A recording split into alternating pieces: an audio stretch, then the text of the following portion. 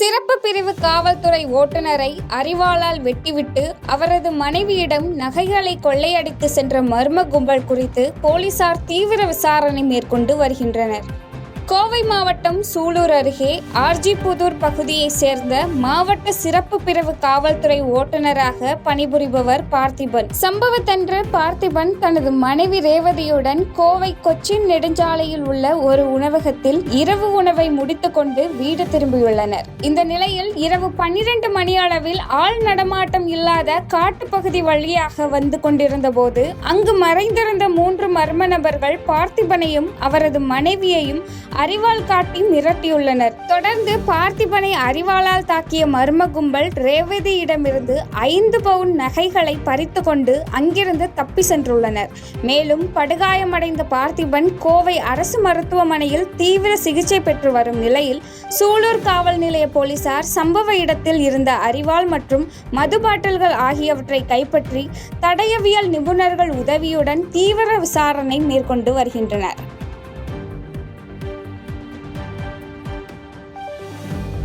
கருத்து வேறுபாடு காரணமாக பிரிந்து சென்ற மனைவியை அரிவாளில் வெட்டி கொலைவெறி தாக்குதல் நடத்திய கணவன் குறித்த சிசிடிவி காட்சிகள் வெளியாகி பரபரப்பை ஏற்படுத்தியுள்ளது.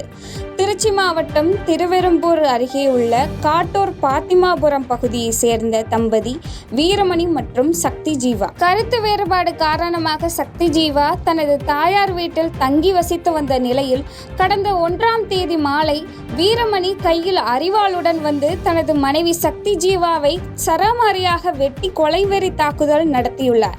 இதில் பலத்த காயமடைந்த சக்தி ஜீவா திருச்சி அரசு மருத்துவமனையில் சிகிச்சை பெற்ற பின்னர் மேல் சிகிச்சைக்காக தனியார் மருத்துவமனை ஒன்றில் அனுமதிக்கப்பட்டுள்ளார். இதனைத் தொடர்ந்து இது குறித்து வழக்கு பதிவு செய்த திருவெரும்பூர் காவல் நிலைய போலீசார் சக்தி ஜீவா மீது கொலைவெறி தாக்குதல் நடத்திய வீரமணியை தேடி வருகின்றனர். மேலும் தனது மகள் மீது கொலை தாக்குதல் நடத்திய வீரமணியை கைது செய்யாமல் போலீசார் காலம் தாழ்த்தி வருவதாகவும் சக்தி ஜீவாவின் பெற்றோர் குற்றம் சாட்டிய நிலையில் வீரமணி மீது திருவெரும்பூர் காவல் நிலையத்தில் அடிதடி கொலை முயற்சி உள்ளிட்ட வழக்குகள் நிலுவையில் உள்ளதாக கூறப்படுகிறது. இந்நிலையில் வீரமணி அரிவாளுடன் தனது மனைவியை துரத்தி சென்று வெட்டும் சிசிடிவி காட்சிகள் வெளியாகி பரபரப்பை ஏற்படுத்தியுள்ளது. மன உளைச்சல் காரணமாக தற்கொலை செய்து கொண்ட சத்துணவு அமைப்பாளர் தனது தற்கொலைக்கு காரணமான அதிகாரிகள் பெயரை மாவட்ட ஆட்சியர் மற்றும் காவல் ஆய்வாளர் ஆகியோருக்கு தெரியப்படுத்தும் வகையில் கடிதம் எழுதி வைத்துவிட்டு தற்கொலை செய்து கொண்ட சம்பவம் பரபரப்பை ஏற்படுத்தியுள்ளது. வேலூர் மாவட்டம் குடியாத்தம் பகுதியை சேர்ந்தவர் ஜெயராமன் பாரிஜாதம் தம்பதியினர். இதில் பாரிஜாதம் கடந்த 30 ஆண்டுகளாக நெல்லூர்பேட்டை பகுதியில் உள்ள நிதியுதவி பள்ளியில் சத்துணவு அமைப்பாளராக பணியாற்றி வந்தார்.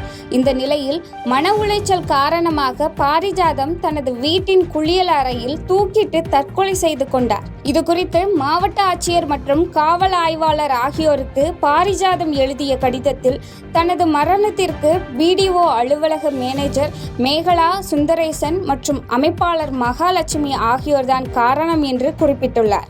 மேலும் அந்த கடிதத்தில் தான் மிகவும் தைரியசாலியாக இருந்ததாகவும் அதிகாரிகள் தனக்கு அளித்த தொந்தரவு காரணமாகத்தான் இந்த முடிவு எடுத்திருப்பதாக தெரிவித்துள்ளார். தொடர்ந்து தனது குடும்பத்தை விட்டு பிரிந்து செல்வது மிகவும் வேதனை அளிப்பதாக தெரிவித்தவர் தனது குடும்பத்திற்கு ஏதேனும் உதவி செய்யுமாறு கேட்டுக்கொண்டார்.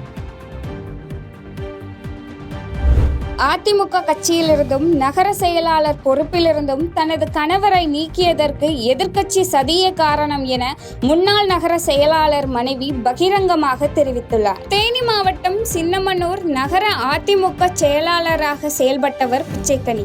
இவர் தனது மனைவியை கத்திரிக்கோளால் கொலை செய்ய முயற்சித்தார் என செய்தி பரவலாக பரவியது. இதனைத் தொடர்ந்து அண்ணா திராவிட முன்னேற்ற கழக கட்சியிலிருந்து எடப்பாடி பழனிசாமி நகர செயலாளர் பதவியிலிருந்தும் கட்சி அடிப்படை உறுப்பினர் பதவியிலிருந்தும் பிச்சைக்கனியை நீக்கப்படுவதாக அறிவித்தார்.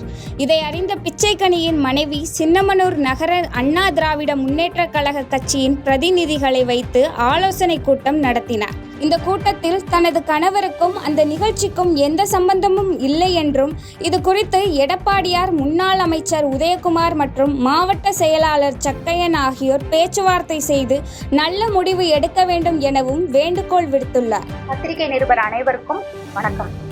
அனைத்து இந்திய அண்ணா திராவிட முன்னேற்ற கழக நகர செயலாளரோட மனைவி மகாலட்சுமி பேசுறேன்.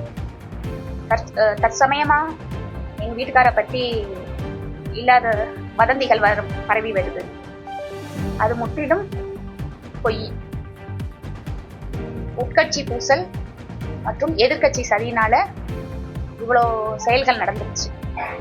இத ஐயா ஜக்கையா ஐயா அவர்கள் மறுபரிசீலனை செய்யணும். ஒரு நல்ல முடிவு சொல்லுவாருன்னு நம்பிக்கையோட காத்துருக்கோம். ஐயா ஜக்கையா ஐயாட்ட என்னோட மன வேதனையும் தெளிவுபடுத்தியிருக்கேன். அவரு என்னோடதை கேட்டு நல்ல ஒரு ஆறுதலான முடிவு சொல்றேன்னு சொல்லியிருக்காரு. அலங்காநல்லூர் காவல் நிலைய போலீசார் தந்தையை வரவழைப்பதற்காக மகன்களை காவல் நிலையத்திற்குள் இழுத்து செல்லும் காட்சிகள் தற்போது சமூக வலைதளங்களில் பரவி வைரலாகி வருகிறது. மதுரை மாவட்டம் அலங்காநல்லூர் கேட்டுக்கடை பகுதியில் வசித்து வரும் வெள்ளையம்மாள் என்பவரிடம் அவரது மருமகன் ஆண்டிசாமி தனது மகன் திருமணம் காரணமாக 3 பவுன் தங்க செயினை வாங்கி அடகு வைத்துள்ளார். இதனைத் தொடர்ந்து வெள்ளையம்மாள் அலங்காநல்லூர் காவல் நிலையத்தில் நகையை மீட்டு தருமாறு புகார் அளித்ததை அடுத்து போலீசார் ஆண்டிசாமியை கண்டித்து நகையை திருப்பி தருமாறு கோரியுள்ளனர். இதனை அடுத்து திருப்பி தருவதாக கால அவகாசம் கேட்டு காவல் நிலையத்தில் எழுதி கொடுத்து சென்ற ஆண்டிசாமி நகையை திருப்பி தராததால் மீண்டும் வெள்ளையம்மாள் அலங்காநல்லூர் காவல் நிலையத்தை அணுகினார். மேலும் விசாரணைக்காக சென்ற காவல்துறையினர் மகன்கள் மூலம் தந்தை வரவழைப்பதற்காக யுவராஜ் மற்றும் தர்மராஜ் ஆகியோரை காவல் நிலையத்திற்குள் இழுத்து சென்ற காட்சிகள் தற்போது சமூக வலைதளங்களில் பரவி வைரலாகி வருகிறது. வேலையில்லாத சிலர் தினமும் 2 மனுக்களை கொடுத்து செய்தியாக்குவதை வேலையாக வைத்துள்ளார்கள் என கரூர் சட்டமன்ற உறுப்பினர் செந்தில் பாலாஜி விமர்சித்துள்ளார். கரூர் மாவட்டத்தில் வரும் 9ஆம் தேதி நடைபெறவுள்ள நலத்திட்ட வழங்கும் நிகழ்ச்சியில் துணை முதலமைச்சர் கலந்து கொள்ள உள்ள நிலையில் நிகழ்ச்சி நடைபெறும் இடத்தை கரூர் சட்டமன்ற உறுப்பினர் செந்தில் பாலாஜி பார்வையிட்டார். இதனைத் தொடர்ந்து செய்தியாளர்களை சந்தித்து பேசிய அவர், மாவட்ட ஆட்சியர் அலுவலகத்தில் துறை சார்ந்த ஆய்வு கூட்டங்கள் நடைபெற்ற பின் கட்சி நிர்வாகிகள் ஆலோசனை கூட்டத்தில் துணை முதலமைச்சர் கலந்து கொண்டு சிறப்புரையாற்ற உள்ளதாக தெரிவித்தார். தொடர்ந்து பேசிய அவர், கரூர் மாவட்டம் என்பது மற்ற மாவட்டங்களை விட முன்னணியில் இருப்பதாகவும் கரூர் மாவட்டத்தில் உறுப்பினர் சேர்க்கை மிகச் சிறப்பாக நடைபெற்று கொண்டிருப்பதாகவும் குறிப்பிட்டார். மேலும் பேசிய அவர், வேலையில்லாத சிலர் தினமும் 2 மனுக்களை கொடுத்து செய்தியாக்குவதை வேலையாக வைத்துள்ளதாக விமர்சித்தார். சில பேருக்கு வேலை இல்லைங்க, வேலை இல்லாதவங்க ஏதாவது 2 மனு கொடுத்தாதான் நீங்களும் 2 செய்தி போடுவீங்க. எல்லாம் வீட்டோட இருக்கணும், ஏன்னா எல்டிபி பெட்ரோல் கூட இருக்கணும். அதனால பங்கில் உட்காந்து பெட்ரோல் டீசல் சேல்ஸையும் பார்க்க முடியாது. அதுக்காக 2 மனு எடுத்துட்டு போனா நீங்க அதை பார்த்துட்டு ஒரு செய்தி போடுவீங்க. அந்த செய்திக்கு என்கிட்ட கருத்து கேட்பீங்க. ஒன்னே ஒண்ணு மட்டும் வெளிப்படையா நான் கேட்கிறேன். 5 ஆண்டு காலம் இந்த கரூர் மாவட்டம் அரசு நிர்வாகத்தை வழிநடத்தக்கூடிய இடத்துல இருந்து என்ன திட்டங்கள் கரூர் மாவட்டத்தில் புதிதாக கொண்டு வர முடியும்? முதலமைச்சர்கள் கரூர் மாவட்டத்தில் அரசு வேளாண்மை கல்லூரி, அதற்கு முன்னதாக நான் இருக்கிற அரசு மருத்துவக் கல்லூரி என்னால் கேட்டு செயல்படுத்த புதிய பேருந்து நிலையம் அப்போது அறிவிக்கப்பட்டது, அறிவிக்கப்பட்டது. ஆனால் அதற்கு பிறகு நீதிமன்றத்தில் தடையாணைகளை பெற்று அதை செயல்படுத்த விடாமல் தடுத்தாங்க.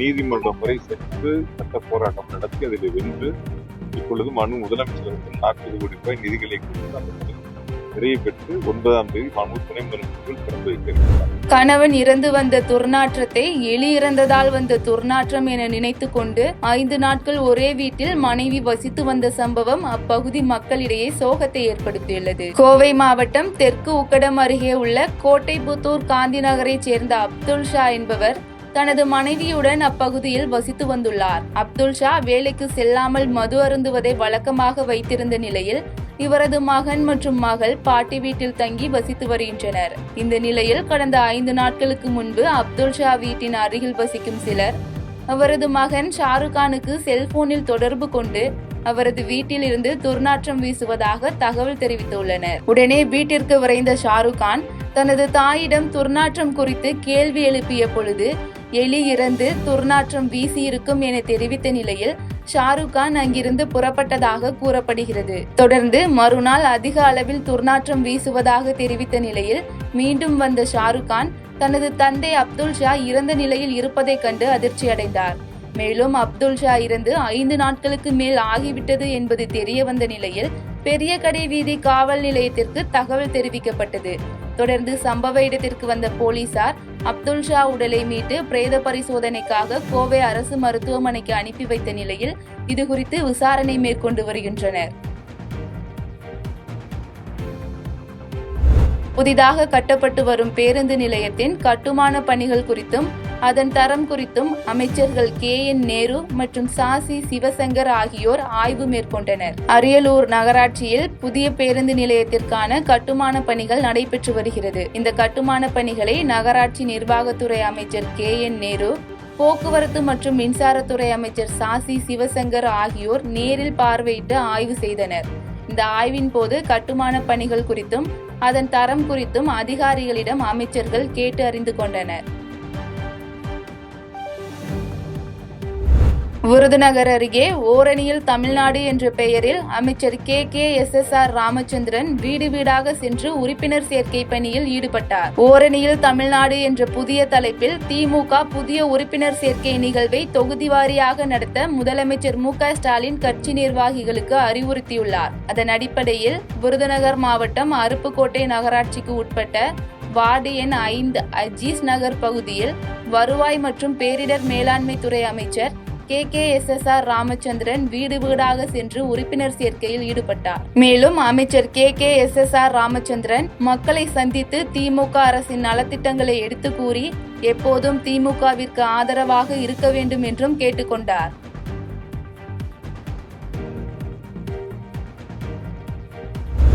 எடப்பாடி பழனிசாமியின் மக்கள் சந்திப்பு தமிழகத்தில் ஆட்சி மாற்றத்திற்கான அடித்தளமாக அமையும் என தமிழ் மாநில காங்கிரஸ் தலைவர் GK வாசன் நம்பிக்கை தெரிவித்தார். தஞ்சையில் தமிழ் மாநில காங்கிரஸ் கட்சியின் புதிய நிர்வாகிகள் அறிமுக விழா கூட்டம் நடைபெற்றது.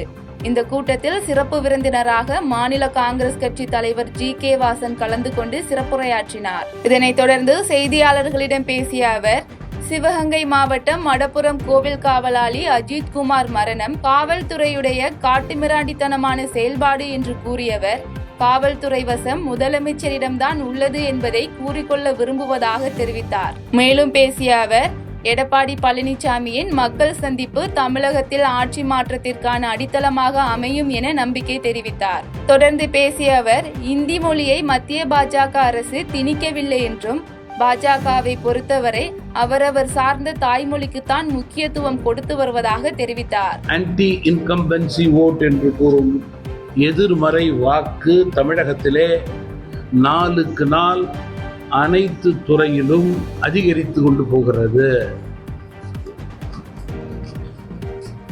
எனவே தமிழகத்தினுடைய வெற்றி அணியாக முதல் அணியாக செயல்படத் தொடங்கி இருக்கிற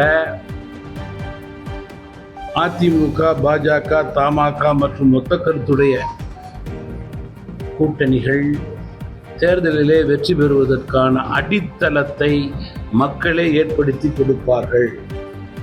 அதனை உறுதிப்படுத்தும் வகையிலே அண்ணா திராவிட முன்னேற்ற கழகத்தினுடைய பொதுச் செயலாளர் நாளைய தினம் மக்களை சந்திக்கக்கூடிய சுற்றுப்பயணத்தையும் தொடங்குகிறார்கள். எல்லா கட்சியும், தமிழ் மாநில காங்கிரஸ் கட்சி, பாஜக, அதனுடைய தலைவர்கள் மாவட்ட ரீதியாக களப்பணியிலே இறங்கி பணியாற்றக்கூடிய வியூகத்தை வகுத்து செயல்பட தொடங்கியிருக்கிறோம். ஏழை எளிய மக்கள், சிறு குறு தொழில்கள் பாதிக்காத வகையில் மின் கட்டணம் உயர்த்தப்பட்டுள்ளதாக அமைச்சர் சிவசங்கர் தெரிவித்துள்ளார். கோவை கொடிசியா மைதானத்தில் நடைபெற்ற விழாவில் 100 புதிய அரசு பேருந்துகளை தமிழ்நாடு போக்குவரத்துத்துறை அமைச்சர் சிவசங்கர் கொடியசைத்து தொடங்கி வைத்தார். இந்நிகழ்ச்சியில் கோவை மாவட்ட ஆட்சித்தலைவர் பவன்குமார், மாநகராட்சி ஆணையாளர் சிவகுரு பிரபாகரன், பாராளுமன்ற உறுப்பினர் கணபதி ராஜ்குமார் உள்ளிட்டோர் கலந்து கொண்டு சிறப்பித்தனர். பின்னர் செய்தியாளர்களிடம் பேசிய அமைச்சர் சிவசங்கர், 2025-2026 ஆண்டுக்காக கூடுதலாக 252 புதிய பேருந்துகள் கோவைக்கு வழங்க திட்டமிடப்பட்டுள்ளதாகவும், கோவை மற்றும் மதுரை நகரங்களுக்கு மின்சார பேருந்துகள் விரைவில் வரவுள்ளதாகவும் தெரிவித்தார். மேலும் ஏழை எளிய மக்கள் மற்றும் சிறு குறு தொழில்களுக்கு பாதிப்பு ஏற்படாத வகையில் மின்கட்டணம் உயர்த்தப்பட்டு உள்ளது என்றும், தொழில்துறையினரின் கருத்துக்களும் கவனத்தில் கொண்டு அதற்கான நடவடிக்கைகள் விரைவில் எடுக்கப்படும் என்று கூறினார். எளிய மக்களுக்கு பாதிப்பு வரக்கூடாது, சிறு தொழில் குறு தொழில்களுக்கு பாதிப்பு வரக்கூடாது என்று மாண்புமிகு முதலமைச்சர் அவர்கள் உத்தரவிட்டதன் காரணமாக இந்த மின்கட்டணம் அவர்களை பாதிக்காமல் ஏற்பாடு செய்யப்பட்டது. தொழில்துறையுடைய அவருடைய கருத்துக்களும் பெறப்பட்டு தேவையான நடவடிக்கை எடுக்கப்படும். பரிதிமார் கலைஞரின் 156வது பிறந்த தினத்தையொட்டி பத்திரப்பதிவுத்துறை மற்றும் வணிக வரித்துறை அமைச்சர் மூர்த்தி மாலை அணிவித்து மரியாதை செலுத்தினார். மதுரை மாவட்டம் விளாச்சேரி அருகே தமிழ் செம்மொழியாக முதலாக குரல் கொடுத்த பரிதிமார் கலைஞரின் 156வது பிறந்த தின விழா இன்று கொண்டாடப்படுகிறது. பரிதிமார் கலைஞர் சிலைக்கு அரசு சார்பாக மனப்பத்திர பதிவுத்துறை அமைச்சர் மூர்த்தி மற்றும் மதுரை மாவட்ட ஆட்சித்தலைவர் பிரவீன்குமார் மாலை அணிவித்து மரியாதை செலுத்தினர்.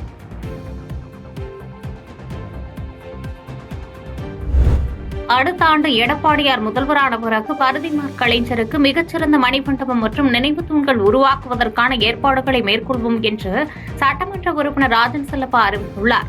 தமிழ் செம்மொழியாக முதலில் குரல் கொடுத்த விளாச்சேரி பரிதிமார் கலைஞரின் 155வது பிறந்த தின விழாவில் மதுரை மாவட்டம் திருப்பரங்குன்றம் சட்டமன்ற உறுப்பினர் ராஜன் செல்லப்பா மாலை அணிவித்து மரியாதை செலுத்தினார். தொடர்ந்து செய்தியாளர்களை சந்தித்த அவர், 2026 அதிமுக ஆட்சி அமைந்த பிறகு பரிதிமார் கலைஞருக்கு மிகச்சிறந்த மணிமண்டபம் மற்றும் நினைவு தூண்கள் உருவாக்கப்படும் என்று தெரிவித்தார். இன்றைக்கு பரிதிமார் கலைஞர் இந்த விளாச்சேரிக்கு மட்டுமல்ல தமிழகத்திற்கே பெருமை சேர்த்தவர், தமிழறிஞர், புகழுக்குரியவர். ஆகவே அவருடைய புகழை சேர்க்க எல்லா அரசுகளும் முயல்கின்றன. ஆனாலும் இந்த விளாச்சேரி கிராமத்தில் இன்னும் சிறப்பான ஒரு மணிமண்டபத்தை அவருக்கு கட்ட வேண்டும் என்று ஆண்டுதோறும் சொல்லுகிறோம். அடுத்த ஆண்டு மாண்புமிகு அறிஞர் எடப்பாடியார் முதலமைச்சராக வந்தவுடன் விளாச்சேரியில் கண்டிப்பாக பரிதிமார் கலைஞருக்கு மிகச்சிறந்த மணிமண்டபமும் நினைவு தூண்களும் உருவாக்குவதற்கான வழிவகையில் நாங்கள் ஏற்படுத்துவோம் என்பதை சொல்லுவோம். நாமக்கல் அருகே வட்டார போக்குவரத்து அலுவலர் மனைவியுடன் ரயில் முன் பாய்ந்து தற்கொலை செய்து கொண்ட சம்பவம் பரபரப்பை ஏற்படுத்தியுள்ளது. திருச்சியில் ஆர்டிஓவாக பணிபுரிந்து வந்தவர் சுப்பிரமணி. இவரது மனைவி பிரமிளா ஆண்டாபுரம் ஊராட்சி தொடக்கப்பள்ளியில் ஆசிரியையாக பணிபுரிந்து வந்தார். இவர்களுக்கு ஒரு மகன் மற்றும் மகள் உள்ளனர். இந்நிலையில் சுப்பிரமணி மற்றும் பிரமிளா இருவரும் நாமக்கல் அருகே உள்ள வகரம்பட்டி பகுதியில் ரயில் முன்பு விழுந்து உயிரை மாய்த்துக் கொண்டனர். இதனையடுத்து தகவல் அறிந்த போலீசார் சம்பவ இடத்திற்கு விரைந்தனர். தம்பதியின் உடலை வைத்து அருகில் உள்ள மருத்துவமனைக்கு பிரேத பரிசோதனைக்காக அனுப்பி வைத்தனர். மேலும் இச்சம்பவம் குறித்து வழக்கு பதிவு செய்த போலீசார் தற்கொலைக்கான காரணம் குறித்து விசாரணை நடத்தி வருகின்றனர்.